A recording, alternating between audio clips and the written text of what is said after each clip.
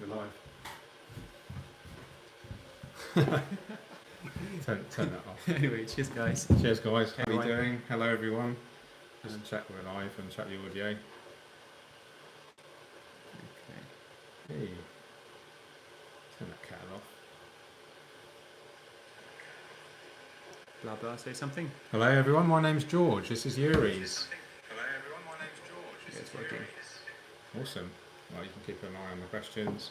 So, just a very impromptu live stream. Excuse the kettle boiling in the background. Hopefully, it's not too loud. Let us know if you can hear us okay in the stream. Anyone watching right now?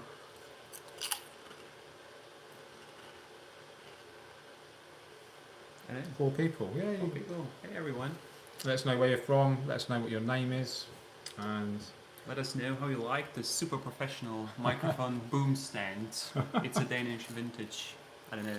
it's like a schnapps glass. Schnapps glass. Schnapps. Schnapps. Let's put the little chips inside. So, what are we going to talk about today? So, yeah, I went on my community tab and said, does anyone have any questions? And you asked a few as well. Yeah. You had a few responses. Yeah. So we've got a list of really cool questions. We can't answer them all. We're only going to be live for half an hour to an hour or so, depending on how we Maybe go. you take your iPad to monitor the... I haven't got a Wi-Fi on it. Oh, You got Wi-Fi? yeah. Oh, you got the coders? Hmm? Sorry about this. Not very well prepared, are we? Just unlock. Should be able to share it with you. Hello, George and Jurijs, Freshman Aquatics. Hello, thanks for joining. How are you? Shane, hello. Kitty Cat, Kitty Katie. From Portsmouth. Love Portsmouth. Yeah, nice. Okay, so I'm just going to monitor on my iPad. Okay. This one. So, Uncle Jones from Belgium, hi. Okay, so I'm gonna start pulling out the questions that I got on social media for the Q&A. So let me pick one and then you pick one. Yeah, go for it. Good idea. Okay. Yeah. Okay, I'm gonna ignore this one.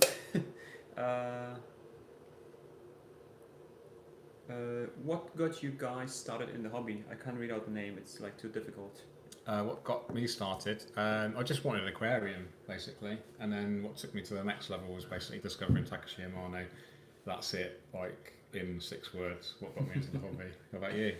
I've been shopping with my uncle, with my parents and my uncle. It was Walmart or something, and then we saw like a 60 centimeter beginner's tank, and it was called Dr. Wu, like for kids theme, you know, with like a kung fu master, you know, kind of figure, and you know, a fish that was like a dog living in a doghouse. And I was like, oh, this is really cool, and I always wanted to have fish. And it's like, okay, that's your birthday gift, like a couple months before my birthday. So that's how I got. How old were you then? 24. It was last year. No, I was 11 years old. So, can you keep the crisps in the middle? Yeah, I think they might be noisy with the mic. I think it might really annoy the viewers. Don't do that. We'll lose loads of subscribers. Anyway, loads of people watching now. Yeah. 73 people. Thank you so much for joining. Jurijs is going to make a coffee or a tea. You pick the next question. I'm going to pick a question. So that's how we both got into scaping. What moves, if any, are you making to establish permanent displays at public botanical gardens? Seems to me that something of that sort would be worthwhile. Very good point. I did a vlog recently of my experience at the Royal Horticultural Society Urban Garden Show, which isn't a permanent feature at botanical gardens. But I do have contacts at Kew Gardens, so who knows, in the future we might be able to have a decent scape there. But at the moment, no real plans. I do really want to reach out to a new market, which is gardeners. You know, I think as aquascapers we tend to focus on the fish keeping hobby, but I think the room for growth is actually focusing on other markets like gardeners. What do you think?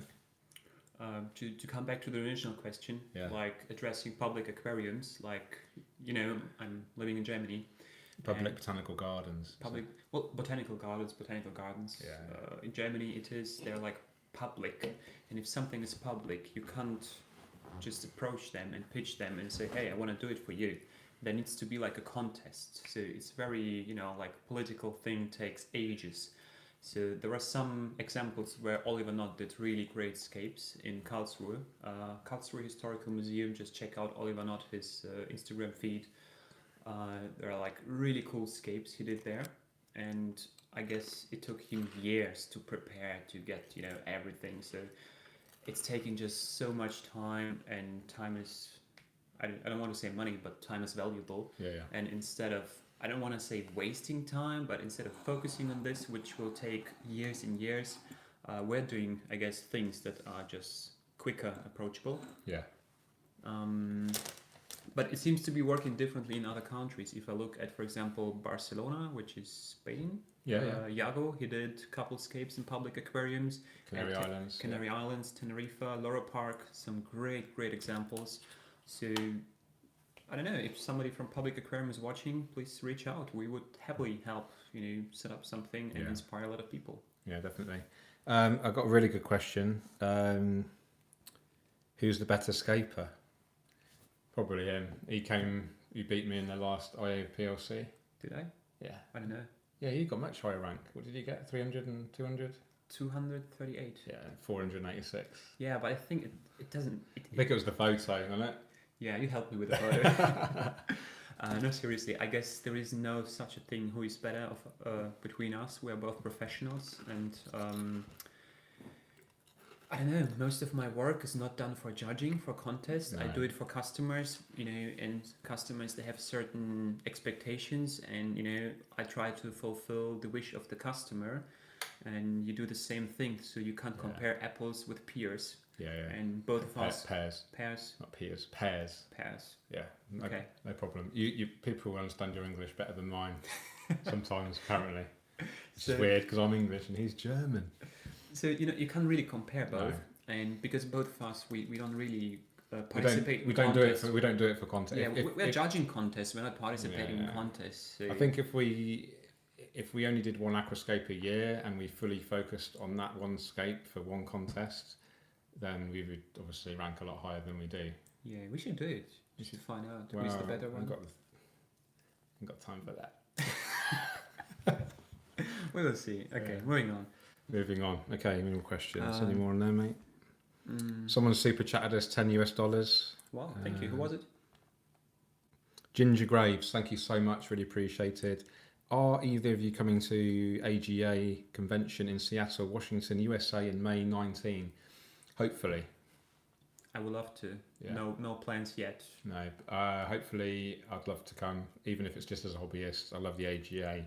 I love Seattle. Corey Hopkins, Corey McElroy, Aquarium Co-op, that's where they're based. Mm-hmm. It's actually not too far from Vancouver, obviously the Tropica growing facility in North America as well, so maybe kill two birds with one stone. That was a phrase that you learnt today. Yeah. What we got there? Green tea? It's Earl Grey. Earl Grey. I just created a total mess on the table. I just put the tea bag right on the table. Luckily you can't see it, it's really messy. I got a question here. Thank you so much, Ginger Grace, for the super chat. Really appreciate it. By the way, cool nickname. DRK Analy B asking, I want to know a few different ways that you both use to join hardscape together. For example, what type of glue do you use to glue driftwood? Or do you wire, or perhaps you drill and timber dowel? So George, how do you do it? If I have to join it together, I normally use cable ties, zip ties.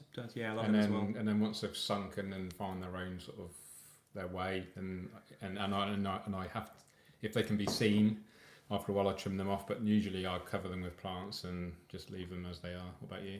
Yeah, so I love using zip ties as well because it's a temporary way to fix something, which you can easily remove afterwards or change it if you don't like it. The other thing I like to use a lot, it is from GBL.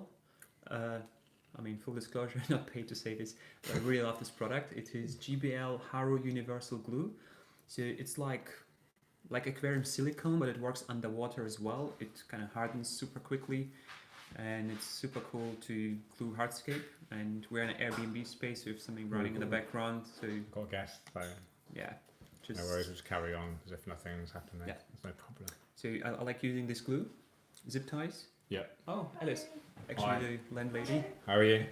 Alice. I'm George. Very nice to meet you. Welcome. Yeah. Hi, Alice. Hi. We're live on YouTube right now. We're streaming. So Okay. say hi. Say hello. Hi. Hi, this is the ladies' home, so we have to be very respectful. Yeah. We will come over like in a half an hour and we can talk about What? in 30 minutes. Yes. Okay. Thank you. Yeah, what's next? Someone is asking, MRB Ben G Web, can we have an update on George's Apisto babies? Oh, okay. Also to both of you, from all the escapes you've created over the last year, which has been your favorite and why? Okay, so I'll do the Apisto babies first. They're doing very well, thank you very much. There's probably between 20 and 30 in the Aquascaper 600 right now. They're growing really well. I bought a couple of new kind of powdered dry foods, especially to keep them the health up, feeding them frequently. I did sell the parents. Someone offered me a huge amount of money for the pair. Don't know why, because you can buy a pair of Apistos relatively cheaply. They're quite a common species of Apisto, but someone wanted to buy them off me, which is fine.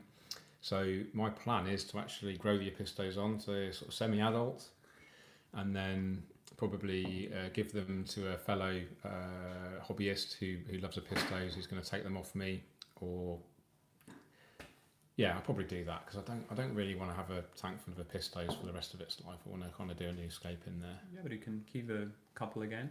Yeah, they are cool. I like Apistos. First time I've ever kept them. Self-raised. So Yeah, it's quite nice. something Isn't it? special. Yeah. And what was the other question?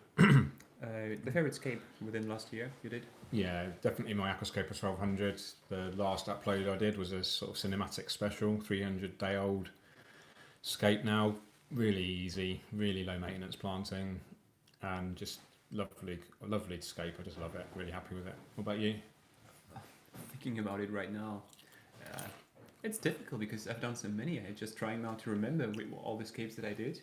I really like your ADA entry. The 60p. No, your 1200. Your 120. Yeah, but this one, well, the final shot I took in April, so it was within the past 12 months, but I originally escaped it more than a year ago, so I don't know if it counts. If it does, If it does, then it was my IPLC entry for sure, and I think it was one of my best IPLC entries so far, and one of my best final shots so far. So definitely this one. Well, I kind of helped. we did the final kind of prep, didn't we? We did like the touching the. Yeah, there was a really cool video on Jurijs' channel where it was the preparation, adding the final touches to the aquarium, then taking the tank apart, and then rebuilding again in Magdeburg. So it was really cool. Oh, Emma's watching. Hi, Emma. The babies are very happy, she says, about the Apistogrammers. That's cool. We've got another super chat from Emmanuel Ramirez. Thank you so much. Really appreciate that. He asks, on a new high-tech setup with Tropica powder substrate, do you start ferts from day one, and how often water change? I personally do. A lot of people delay adding fertiliser for a couple of weeks, but I like to get the plants the best start possible, so I add the fertiliser from day one. And actually I do really relentless water changes. So every day 50% for the first week, every other day for the second week. On the third week, I change the water every third day, and then every fourth week, I go to once a week, 50% water changes, and I find this really helps prevent algae. It's really also important to plant really heavily with really healthy plants, ideally from Tropica. Yeah. Yeah. So my procedure is kind of to don't add anything in the first couple of weeks, because I don't know, that's just the way I do it. Yeah. Because I keep the light period very low, like 5 hours, 6 hours or something. I do as many water changes as I can. I recommend doing them daily in the first week, every other day in the second week, and so on until you get to the one water change per week. It's not always possible, and we're all humans, so and I'm a lazy guy. I keep saying this over and over again. So He's not lazy. I pretend to it. Yeah. Okay. Anyway, so I don't add any fertilizers in the first 2 weeks, and from the third week I start slowly. You don't need, if you've got healthy plants from the start, especially if they've been grown in a decent nursery, immersed, it means they've got a huge nutrient store. So you don't actually need to add the fertilizer. I just do it out of habit. There was a really good question earlier. I want to kind of remember what it was. I think it was James Sheen. Jurijs, any plans for a black water set up like George has done recently? Yes, I do have. And Got some stuff from Talon Aquatics, maybe? yes, I have some stuff on Tenon Aquatics. Sitting there waiting for quite a long time, and have a very unique idea how I'm going to use some of those botanicals. Some, I would say, I haven't seen done before. Good. Can you let anyone give a sneak kind of preview? Okay. Or... Imagine the botanicals, but not just sprinkle in a tank, but actually use the botanicals as hardscape material. Wow. So you're not going to glue them together or rest them on top of each other? Secret, right? Secret, you'll find out Okay, very cool. soon. Very soon. Okay, good. Let's have a look at some more kind of live comments. Could you suggest some nanofish for an Iwagumi aquascape? Generally, most fishes don't seem to appreciate high lights and need lots of shady areas. I would go for fish that like lots of, like a fish that come from a fast flowing stream, because generally the water's shallow, so it means they're going to have lots of light in nature and no cover, and they're more comfortable in that kind of environment, that Iwagumi sort of minimalist environment. So something like Danios, Resboras are okay usually.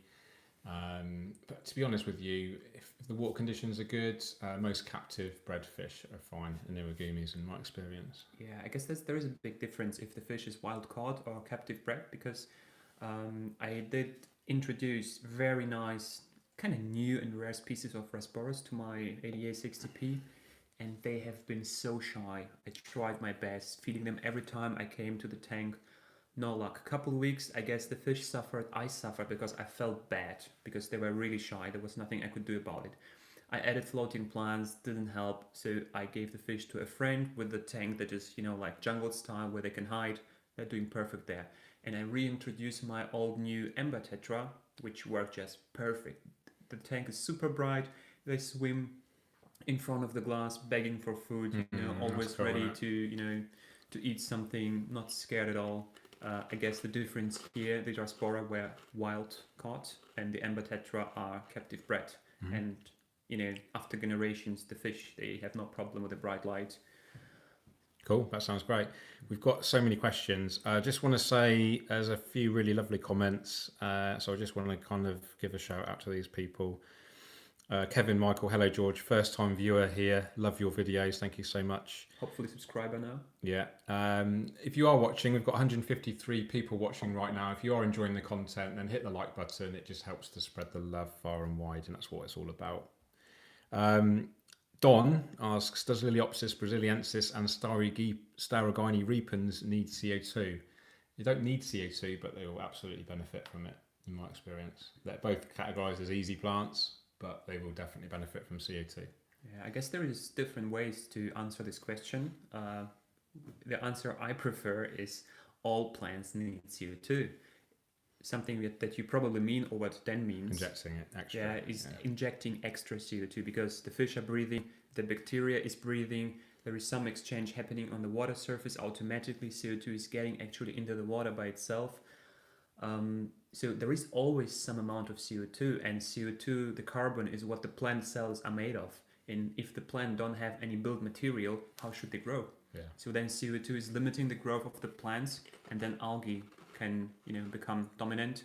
So it will just benefit any plant if you can add any CO2, and bio or DIY CO2, bio CO2 or DIY yeast CO2, whatever, is better than nothing. So just start with it, and you will see how much your plants will benefit from it. But definitely little CO2 is of course suitable with the easy category plants, which Liliopsis and Starogini repens are. So cool.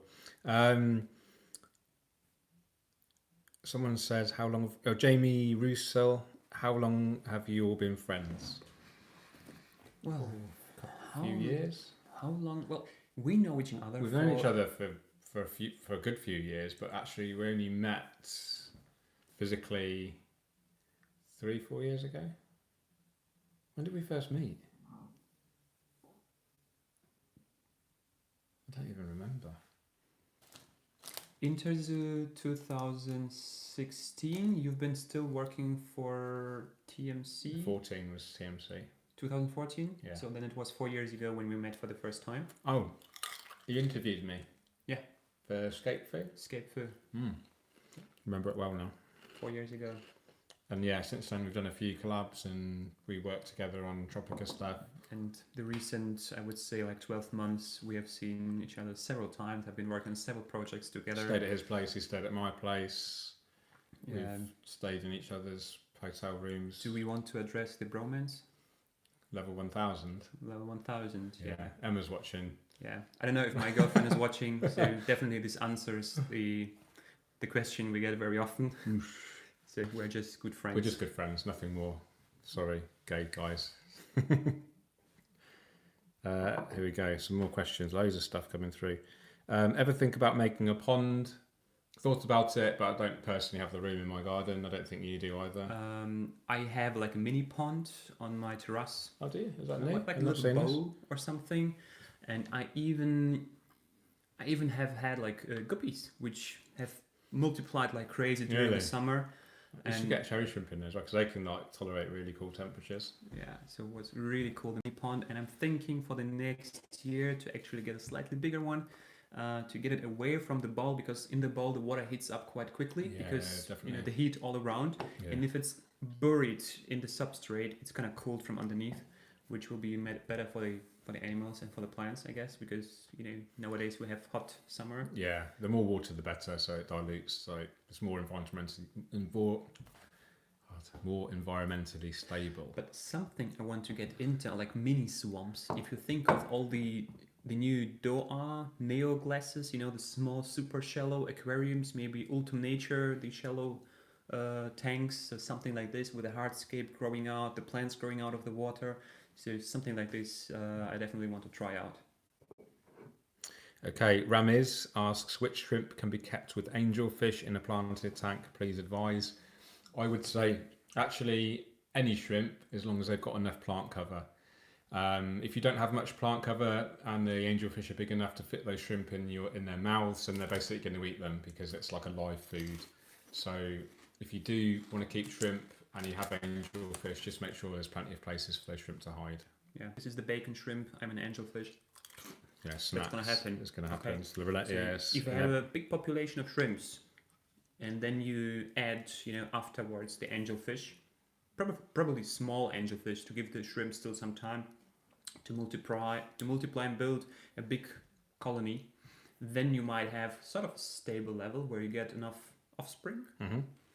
Yeah. Kind of self-controlled self-sustaining colony. So they breed so frequently then. But even though they are getting eaten, the population sustains itself. But it's probably Amano shrimp, the one that you can keep, because it's big enough. Gets bigger, and they're actually kind of quicker and more. They can escape and more they're quickly. Like angelfish go away. They can do it. Yeah, they're quite hard, aren't they? It looks so funny on the replay. It does look like a bit of a delay, isn't it? There's It's a funny. delay. This is a good question from Spritney Beers. That's a good name, isn't it? It's like Britney Spears, but with the B and the S swapped around. The soil in my tank is about 3 to 4 years old. Do I have to change it, or can I put fertilizer tabs or similar stuff in it to keep them growing? CO2 liquid fertilizers and good light isn't enough, I guess. Well, I will answer that, because absolutely you can keep a soil going indefinitely, especially if you have good CO2, good fertilizers, etc. The soil will provide nutrients, and it will provide nutrients for a very long time, especially if you're adding liquid fertilizers, because what can happen is the soil will actually take in nutrients from the water, hold those nutrients into the soil, and so the nutrient content of the soil almost lasts indefinitely. So just keep it going. It will degrade over time. It will kind of go a little bit kind of muddy like, and if you have bottom dwelling fish like Corydoras or loaches, it can disturb the soil, make it look a little bit cloudy. So that's kind of my only reservation with keeping a soil for years and years, if you're keeping kind of catfish, etc. Yeah, doing some weird videos for Instagram stories. I might post them afterwards.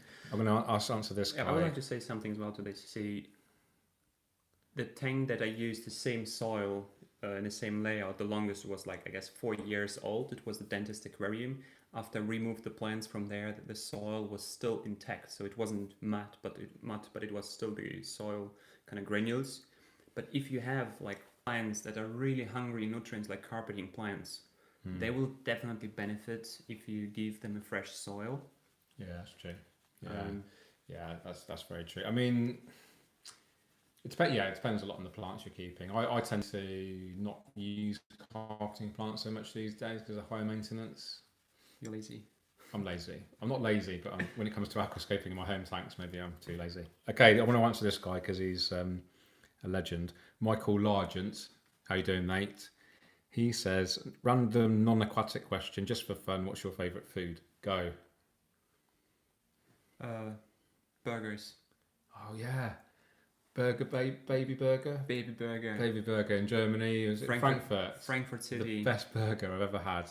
So it was like almost like the most like get like a prime steak, put it through a mincer, squash it, and that was basically the burgers, isn't it? And then because like they cook it like medium rare, and then they put loads of fresh salad and loads of nice sauces and really nice brioche buns.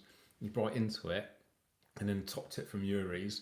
Put your fries or your chips or whatever you want to call them, French fries. Yeah. Bite into it. Make sure your fries are underneath the burger. As the meat juices drip down, they land on the chips, your fries, and then it's just beautiful. That was one of the top food tips ever. So, yeah, nice. Burgers. Not my favourite. My favourite food, I'm going to have to say my own risotto. I'll do a mean risotto. I had risotto this evening actually, but it wasn't as good as mine. I love a risotto. Anyway, let's move on. Jurijs, can you make these amazing moss cotton shirts in lady sizes? Asks Eureka Cram. We used to have the moss cotton t-shirts in lady size or the lady cuts, the lady girly fit, the shape, yeah, you name it. And we sold just so little, and we decided to remove them instead to have like a unisex fit. I just recently had a couple requests from the German community, from Aqua owner, where a lot of people ask for the girly fit for his t-shirt specifically. So we might give it a try and reintroduce them. So yeah, watch out for a post about it. So and then make use of the opportunity. They won't last long. Maybe we'll make it like limited time offer or something. I met a female fan in Aquatic Experience. She had a Skate Hard t-shirt on. Lizzie, shout out if you're watching. Yeah. The Skate Hard, was that the original Moss Cotton t-shirt? Yeah, signature. Yeah, signature collection. Yeah, that's an awesome t-shirt. This is a Moss Cotton. Yeah. So shout out to Kevin Kelly. He's probably not watching. He's probably too busy. Brooklyn Hardscape. But I love the same fabric, isn't it? Yeah. Really nice. It's just really good quality. So if you've not heard of Moss Cotton, do check it out. Jurijs and Arts Camiso, co-founders, awesome t-shirt merch, and they do some other cool products as well. So check it out, mosscotton.com. Yes, mosscotton.com. And for everyone watching right now, this is like a last minute offer. Today and tomorrow until Friday. What is today? 8th of November until 9th of November, like midnight, Middle European time, I guess, or Canadian time, whatever. What is it? East Coast. 10% off with the code OWNER10, like OWNER and 10. 10% discount code if you want on mosscotton.com. So it's sort of a bit of a British joke. Someone said, Sharpies models and aquatics, hello. Not a British Home Stores t-shirt then, George. No, it's a VHS, which was, it's a long story. It will go over most people's heads. You can tell me later. Yeah, it's not rude or anything, it's just, Please get turtles, says Rui.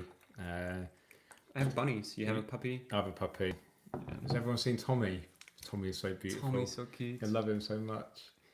He's so cool. I have to visit you and play with him. Yeah, he's cool. Tommy. He's 11, 12 weeks old now. I've got a miniature schnauzer puppy, Tommy. You might have seen him in a couple of my videos recently. Such a cool dog. He's properly toilet trained now. So when he needs a toilet, he'll go to the patio door and he'll start barking to go to the toilet instead of just 11 weeks. Yeah, that's pretty good. He's intelligent, and he'll fetch a ball. He's really cool. Candy Overhauls, hit the like button, please. Thank you, Candy. Appreciate that. Klaus asks, do betters go well in an aquascape? If there is not too much flow, and if there is some places to hide, why not? You can check out South Bay Aqua, Shrimpery. I guess, George, you have a betta tank as well? Yeah, I've got an Aquascope 300 cube with a betta. So I guess recently bettas are becoming, I don't know, trendy again? I think they are. I think, I want especially to with females, a lot of females tend to keep bettas. Yeah, because the thing is, you have a betta, just a single fish, and many bettas have a really cool personality. They will recognize you, they will come there and they will eat out of your fingers or jump out of the water to grab the worms. Yeah, they're a proper pet. They're a proper pet fish. And you can name them, because you normally keep a male betta on his own because he's aggressive with other males, obviously, and tend to just do better on their own. Good question from Emmanuel Ramirez. Which country has the best scapers? Japan. Japan, Far East, Hong Kong. You've got Dave Chow and all those guys, the Creative Aquascaping Union guys. If you think of the winners of IPLC, I guess the most came from Japan. Yeah, Takashi Amano was from Japan. Come on, he's a legend. Yeah, definitely. I'd agree. Yeah, if you looked at the ratio of the top sort of 100 and if you scored everyone, then mathematically I would say Japan, definitely. Rui asks, what other pets have you got besides fish? Or just talks about Tommy, my puppy. You've got rabbits. Any other pets for you? No, just rabbits. Just rabbits, dogs. Yeah. Someone asked on my YouTube community tab, do we have any other hobbies? I love running. We went for a run today. Yep. Which was cool. It was really cool. Check out my Instagram. Actually, what the hell was that? Was that your power pack? Yeah, it was my power bank. No dramas. I love running. What else do you do? Oh, you do Pokemon Go. Such a gay. Fuck you. I swear, it's a child-friendly channel. You guys, I do my hobby for living, or made my hobby my profession, aquascaping, and setting up aquariums, doing all those things. So I literally work 24/7. And when I don't work, I spend some time with my girlfriend.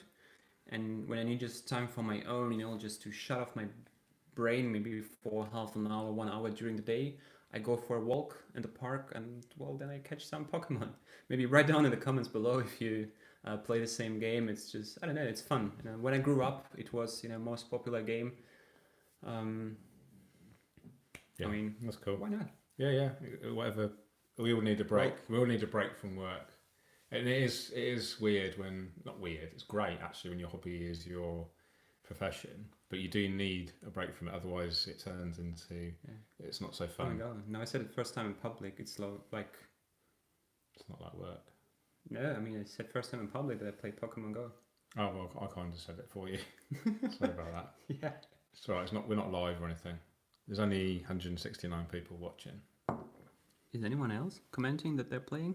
Anyone else play Pokemon Go? I catch Pokemon with my nephew. He's 10. Oh, he's like 10. He's my little brother. What is the funniest thing? I'm 31, and we have like a local community where I live. We sometimes, there are some events, community events, where you have to play with other people together. I'm almost the youngest person. Youngest? Youngest. Oh, that's weird. And most people in my area, they are like 10 years. How many Pokemon have you got, asked D? Of course, all. 7. And they're all really little ones. I've never played it. Okay, just tuned in. Back for another Tropica tour. Asked Bobby, 2,700.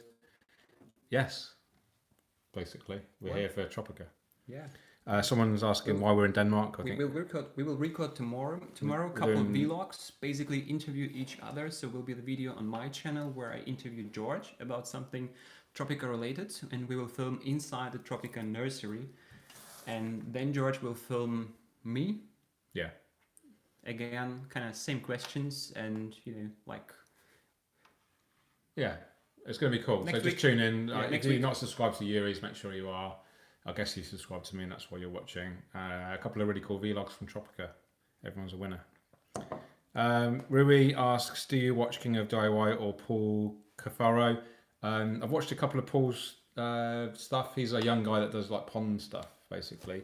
And everyone knows Joey. Actually, quite good mates with Joey. I was literally texting him this morning. He's coming over to the UK at some point, and I'm potentially going over to the gallery next year, which is cool. So that's actually a bit of an exclusive.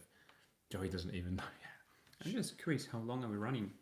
Well, we started don't know. Can anyone? When does this stream start? No way of actually seeing when it started. I'm going back to some questions. Mike Rogavine asks, do you both have any tips to start an aquascape store? Yes, start with lots of cash injection.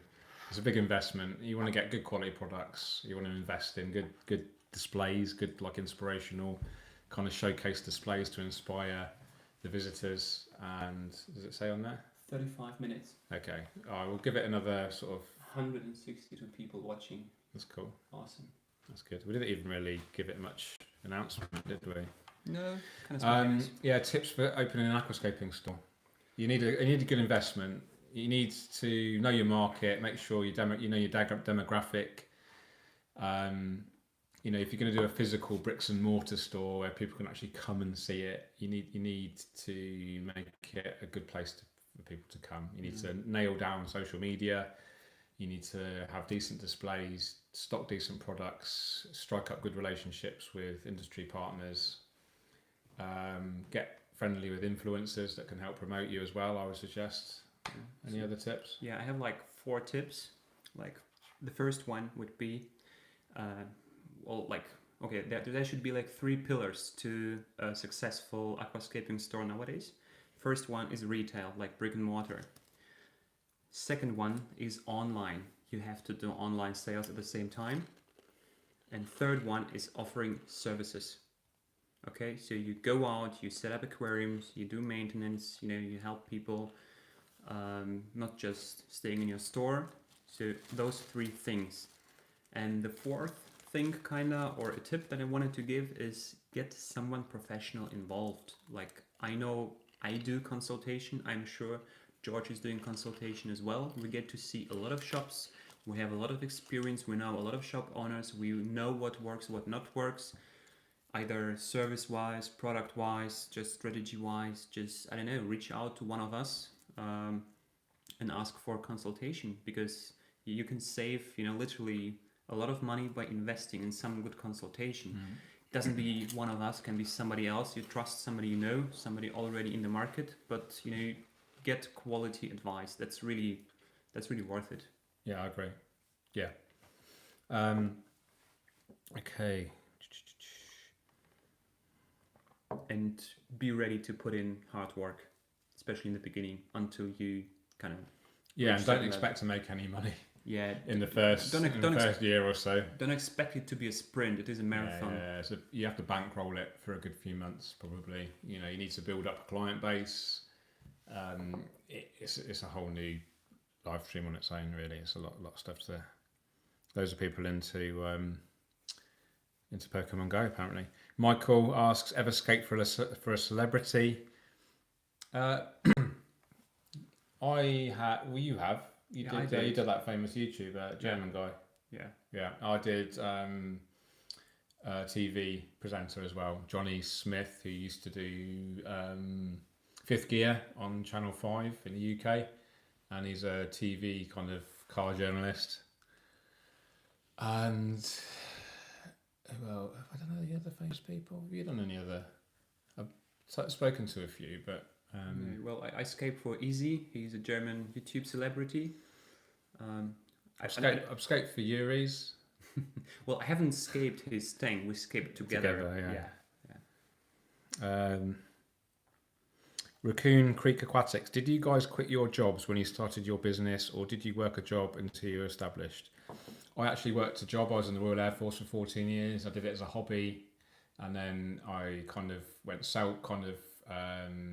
what they call part-time, self-employed on top of the Royal Air Force. So I wrote for magazines. Then I co-founded the Aquatic Plant Society and did sort of various consultations and trade shows on top of my normal job. I got to the point where I established, a credibility and reputation in the industry where I could leave the Royal Air Force behind, and then went full-time aquascaping. What was your journey like? Well, I've been working in a financial sector, and I had my business for about a year or so. Been doing like a side hustle. Then I decided to quit my job because I wanted to go back to university to get like an academic degree. And then I had like some free time, and within this free time period, my business kind of skyrocketed, and I went to like a couple semesters, but then I quit the university because there was no point to it. I was already working full time, making my money, and I literally had no time to visit the classes. So I was very fortunate. So probably it was just about the right time. So I kind of, how do you say, when you ride on a wave? Yeah. Yeah, so I was just lucky. Other than that, I would recommend everyone to start with if you want to make your hobby a job, make it a side hustle, basically. Yeah. And Don't risk everything. No, build it up to a point where you can make a living from it by quitting your main job, and then imagine that you scale up what you're already doing to get to a point being comfortable. But you need the minimum, what you need to survive coming from the side hustle already. I wouldn't hope for like, oh, I'm dedicating just 2 hours a day to this side hustle and just making little money, and then thinking if I dedicate 8 hours a day, you can 4x the income. That's not how it's gonna work. This is like a little bit too optimistic. So you have to get enough money that you can make a living from it before quitting your main job, or you have to save up money to kind of exist from your savings for at least half a year, would be my recommendation. So if things go wrong with this business model, you still have enough time to find a new job before you run out of money. Yeah, I actually did a live stream, which is still in my video library. How I became a professional aquascaper, I think it's called. Yeah, I watched one. It was a really good one. It's about 45 minutes long, and it was. Check it out. It's all about the journey of basically working for free. So I was offering my services for free. I was moderating at 1.5 planted tank forums when forums were big.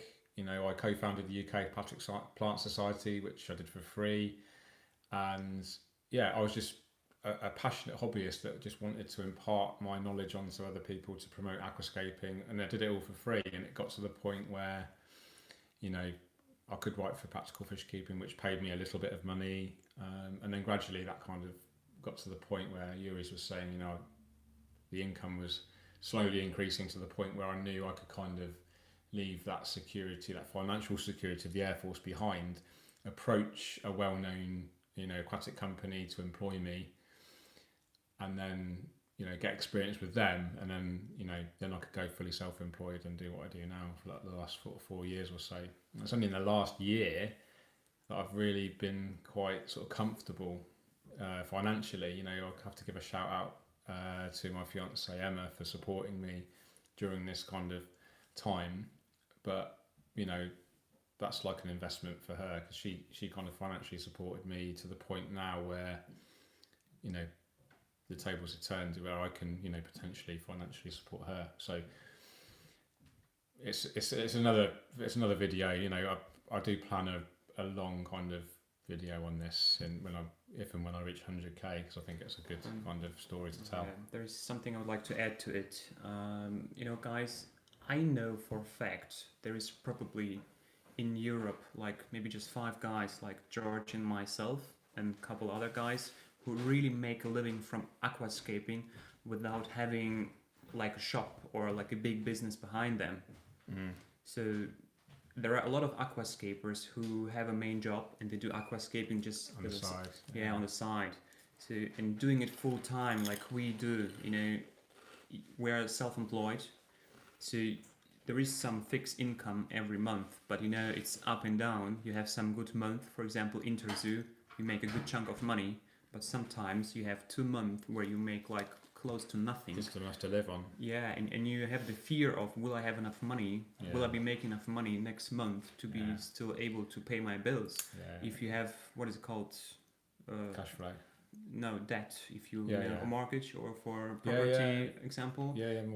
This is high pressure, and a lot of people that burn out because of this. So do not underestimate it. Being self-employed, having your own business. Yeah. So, and it's a really important kind of point worth addressing, is that Jurijs and I are very active on social media, and the stuff that we post, it all looks great, and we only generally post positive stuff. We don't post, sometimes we struggle. Financially we might be struggling, but we're not going to tell people that, and they're just assuming that because we're posting pictures of beautiful tanks and us traveling and all this, like, it looks like it's awesome stuff all the time. Trust me, sometimes in the background there's some stuff going on, that isn't so great. So don't just assume that we're living the dream all the time, because there is a struggle that goes on in the background as well. So don't. What I'm saying is, don't. What am I saying? You know what I'm saying? Yeah, don't get the wrong impression. Yeah. So it's not everything that's shining, and we're definitely showing more of the sunshine side of our business life. You don't see a lot of paperwork that we have to deal with. Maybe with the clients that don't pay the invoices. Chasing invoices. All the chasing time. invoices. Yeah. It's not it's not always on the 15th every month we get a paycheck. No, we have to. You have to chase them. And people very rarely pay on time, right? You have to chase them like 2 or 3 times. It's not. When you're used to, I was in the, like I said, I was in full-time employment for from 16 to 38. What's that? 16 to, it's a lot of years, right? It's well over 20 years of full-time employment. So every day on that month I was getting a paycheck, and I could, pay my bills, and I knew I could account for everything. Now I don't get that. I don't get a certain day and I get the money. It's like they owe me this, they owe me that, and you've got to chase it, and that's part of your daily job. We don't just aquascape all day and post pretty pictures of fish tanks. Half the day is chasing stuff and relentlessly answering emails, social media stuff that you don't see, answering messages, and grinding. It's a lot of grinding.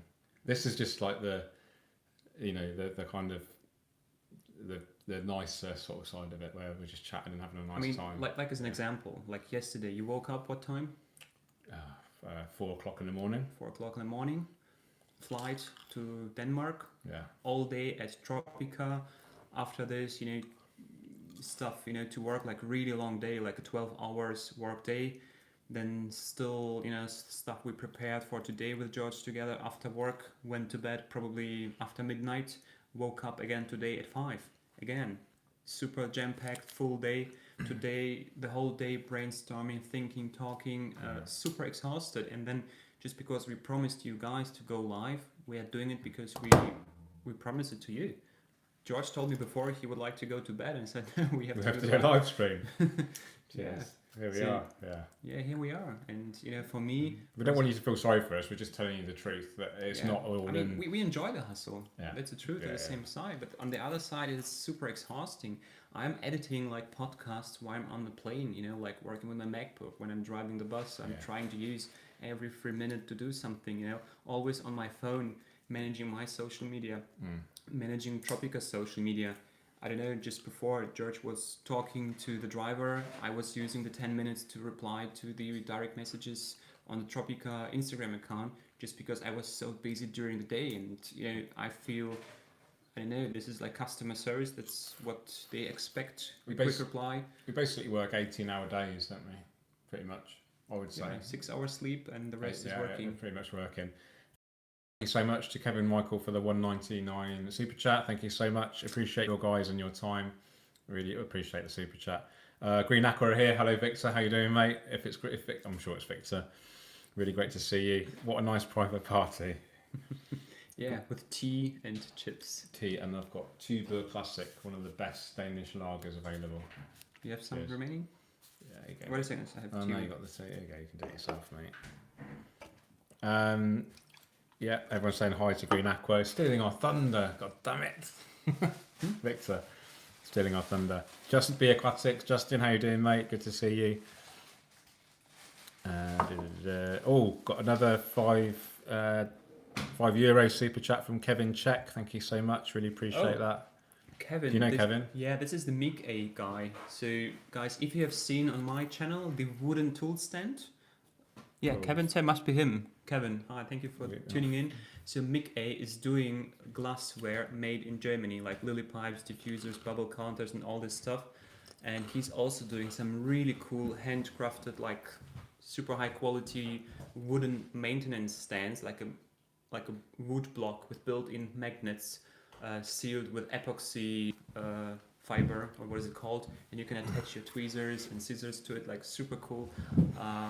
I did a giveaway recently with the one that I received for a review, and going to receive another one very soon, a big one that he is just building based on my, I don't know, kind of request. I'm looking very much forward to receiving it. A 70 centimeter version. Oh, nice. We're on low battery, guys, on my phone, so I'm going to give it the last sort of couple of minutes, answer a couple more questions, and just say thank you so much for joining. Very kind of rough and ready chat, but I think it's gone well, mate. We've got 173 people watching. Let us know if you enjoy this kind of conversation Okay, so I'm going to answer one question, you're going to answer one question, and then we're going to say cheerio. I'm going to answer it first. Rui, Thacker, what was your first ever aquarium? Mine was a Jewel Rio 125, which my first ever scape was called Mother Microsaurum. You can Google it. It was basically a massive Java fern with a glossostigma carpet, with a carpet of Sagittaria in the background. What was your first ever? I remember this one. First ever aquarium? First ever aquarium was a 60 centimeter beginner's tank with just, whatever. Or your first one was an aquascape? Really? No, my first aquarium was the Jewel, and then my first aquascape was Mother Microsaurum. Okay, so my first aquarium was a 60 centimeter Tetra beginner's set, and my first real aquascape was 1 meter by 40 by 50 centimeter. Oko, Dragonstone, and Glossostigma carpet. Nice. Yeah. Okay, one more. Thank you so much. We've had another super chat from Krzysztof Radzikowski. Thank you so much. Sorry for pronouncing your name completely wrong. Button Polyps, how you doing? Okay, one more question. I'm just going to choose one at complete random. God, Guys, let us know down in the comments below if you enjoy this kind of live streams and you want us to do them more often. Maybe next time on my channel. I don't know. Let us know down in the comments below if you like it. Yeah. Lenny Hostrap, do you dose phosphates and nitrate? Yes. Yes. Okay. Thank you so much for watching, guys. Really appreciate it. Hit the like button if you've enjoyed the stream, just to give us an indication that you have enjoyed it. It also helps to promote it on YouTube, and other people can enjoy the lovely world of aquascaping. Any final words from you, Jurijs? Yeah, if you gained some value from this live stream, just share it with your friends, like on Facebook or somewhere. Just click that share button and, help some other people discover us. We will be thankful to you and the other guys probably as well. So thank you for watching. Yeah, hit the like, subscribe to Jurijs if you haven't already. You take care, keep on scaping. Cheerio. Cheerio.